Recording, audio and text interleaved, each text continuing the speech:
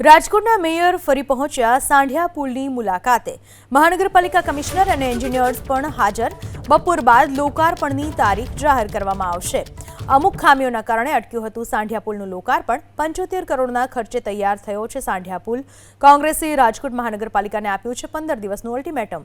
સાંઢિયા પુલ ખોલવામાં નહીં આવે તો કોંગ્રેસ ખોલી નાખશે તેવી આપી હતી ચીમકી।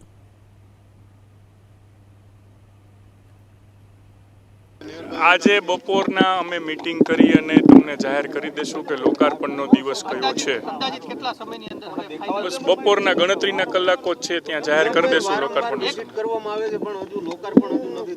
એ જ કહું છું કે આજે જ તારીખ જાહેર થઈ જશે અને બહુ કલાકોમાં ગણો હવે ત્રુટીઓ બધી પૂર્ણ થઈ ગઈ છે એવું સ્પષ્ટપણે માલુમ પડી રહ્યું છે અને અમે હવે લોકાર્પણની દિશામાં અત્યારે જઈ અને કમિશનરશ્રીને અમે બધા બપોરે બેસવાના છીએ અને તુરંત જ બપોરે લોકાર્પણની તારીખ જાહેર કરી દેવામાં આવશે।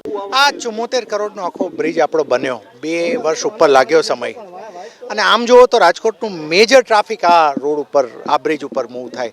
અમને બહુ સંતોષ છે કે જે બે લેનનો જે બ્રિજ હતો, જૂનો હતો, એની બદલે આજે 4 લેન આખા ટ્રાફિકને ડાયવર્ટ કરતો બ્રિજ બન્યો છે। થોડા દિવસમાં એનું પણ લોકાર્પણ હવે ઇટ ઇઝ રેડી।